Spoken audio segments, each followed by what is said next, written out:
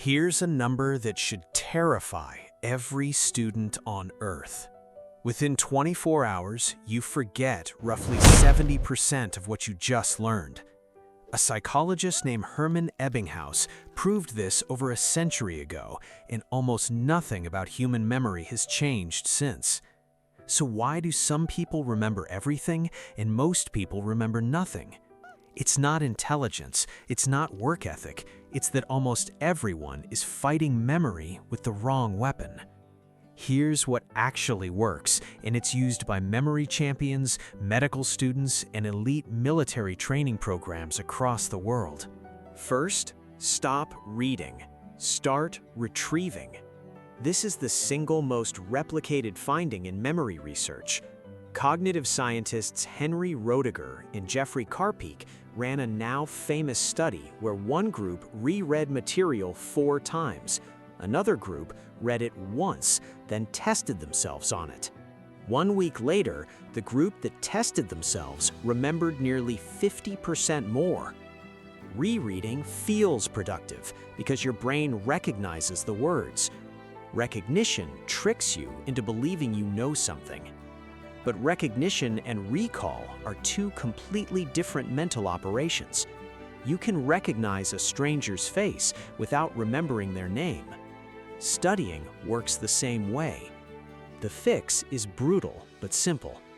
The moment you finish a paragraph, close the page and force your brain to produce the information without looking. If you can't produce it, you didn't learn it, you just visited it. Second, build it like a building, not a pile. Memory champions don't memorize facts in isolation. They connect every new piece of information to something they already know. This is called dual coding, pairing language with a mental image, a place, a story. The brain was never built to store abstract facts efficiently. It was built to remember locations, stories, and faces, because for most of human history, that's what kept us alive. This is why you can recall the entire layout of your childhood home, but can't remember what you read 10 minutes ago. So instead of memorizing a fact, attach it to something concrete. If you're learning that the heart has 4 chambers, picture an actual house with 4 rooms, each one doing a different job. The stranger the image, the stronger it sticks. Your brain remembers absurd before it remembers ordinary. Third, forget on purpose. This sounds insane, but it's the most important step. The forgetting curve isn't your enemy. It's training partner. Every time you let information fade slightly before forcing yourself to recall it, you make the memory stronger than it was before.